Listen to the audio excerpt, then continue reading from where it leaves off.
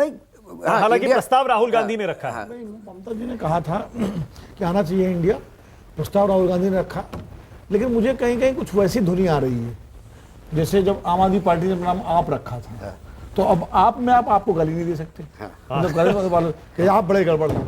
तो आप ऐसे ही अगर मान लीजिए आरपी सिंह जी बैठे हुए हैं यहाँ पर, अब कल कोई कहे कि इंडिया बहुत भ्रष्ट है तो बड़ा दिक्कत हो जाएगी, है ना, या इंडिया वाले बहुत भ्रष्ट हैं, तो ये तो इनको पूरा लेना पड़ेगा कि इंडिया वाले चोर हैं, इंडिया वाले चोर हैं, नहीं बोल पाए, इंडिया में सारे चोर इकट्ठे हो गए। हिंदी अनुवाद इतना डिफिकल्ट है कि उसका तो छोटा मतलब हो ही ये नहीं सकता। स्ट्रेटजी के तौर पर कि ये एक नैरेटिव बिल्डिंग का एक एक्सरसाइज है। देखिए, नाम कुछ भी रख लेते, कुछ भी रख लेते मान लीजिए, लेकिन बीजेपी या जो भी विरोधी पार्टी होती है वो तो अपने हिसाब से उसकी व्याख्या करेगी, वो उसमें निकाल करके अपने तरीके से प्रस्तुत करेगी।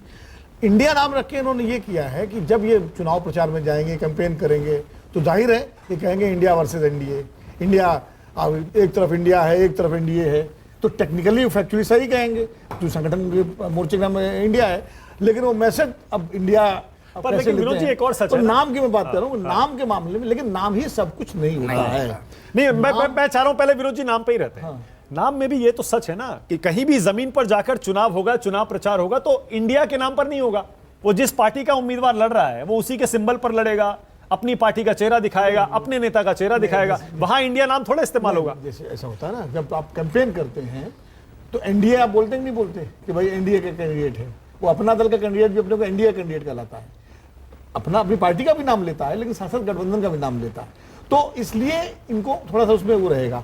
दूसरी बात ये है कि आप एनडीए और इंडिया ये नैरेटिव अपोजिशन बनाएगा, NDA versus India, Modi versus India, BJP versus India, ये अपोजिशन की तरफ से, लेकिन जाहिर है बीजेपी उस पर अटैक करेगी अपने तरीके से, जैसे बाबू ने कहा, वो कोई दूसरा नैरेटिव गढ़ेगी, हो सकता है अभी आरपी सिंह जी कोई नई परिभाषा को दे दें इसी वक्त, वो दे दिया, उन्होंने दे दिया, हाँ, तो अभी मैं ट्विटर पर लिख दिया आरपी सिंह जी वो अपनी दे देंगे, तो जाहिर है उसका मुकाबला ये आलोक शर्मा कैसे करेंगे या इनका पूरा गठबंधन कैसे, ये अलग बहस है। लेकिन ये मैं कहूंगा कि जो पीडीए के नाम हो रहा था उससे नाम बेहतर है। पीडीए में थोड़ा ध्वनि अलग आ रही थी, कुछ पिड्डी टाइप की ध्वनि, हाँ, पीडीपी की अच्छा, उसका फुल फॉर्म जो है युवाओं में तो पब्लिक डिस्प्ले ऑफ अफेक्शन, वो अलग डायरेक्शन में चला जाता है। दूसरा जो राहुल गांधी को मानक कौन दिखता है, देखिए ये प्रधानमंत्री का स्वागत हो रहा है एनडीए की बैठक में, अब विपक्ष की बैठक खत्म, अब सबकी नजरें इस बैठक पर होंगी।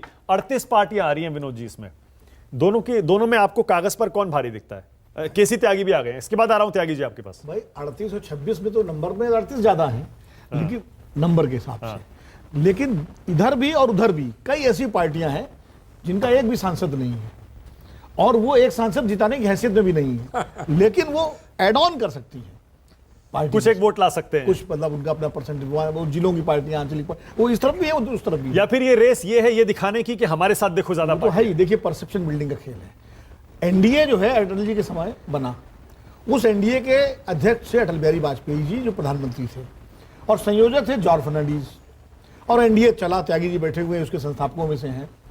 उस एनडीए में बाला साहब ठाकरे की शिवसेना, प्रकाश सिंह बादल का अकाली दल, जॉर्ज फर्नांडीज और शरद यादव और नीतीश कुमार का जनता दल, वो था रामविलास पासवान की पार्टी, फर्नांडीज कन्वीनर थे उसके। पासवान जी तो हर पार्टी हर दल, और अब क्या है, अब उसमें शिवसेना का एक टुकड़ा एकनाथ शिंदे, एनसीपी का एक टुकड़ा अजित पवार, रामविलास पासवान के बेटे और भतीजे, दोनों टुकड़े।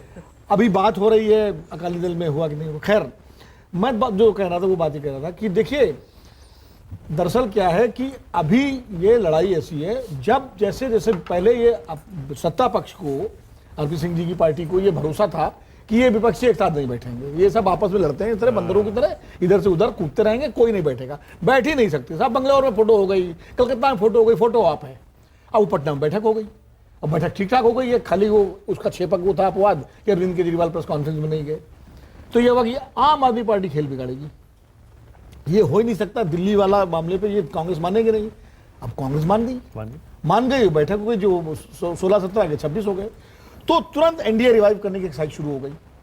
उसके पहले आप बताइए 2014 के बाद से एनडीए का संयोजक कौन है, कोई बता दे मुझे। अध्यक्ष तो मोदी जी होंगे, प्रधानमंत्री है, पदेन अध्यक्ष होंगे, मेरे ख्याल से अमित शाह है। कहाँ कोई घोषणा हुई है? घोषणा नहीं है, मैं ऐसा हाँ, कहीं सुना है मैंने कि हमेशा संयोजक पद हम हमेशा सुनते आए हैं।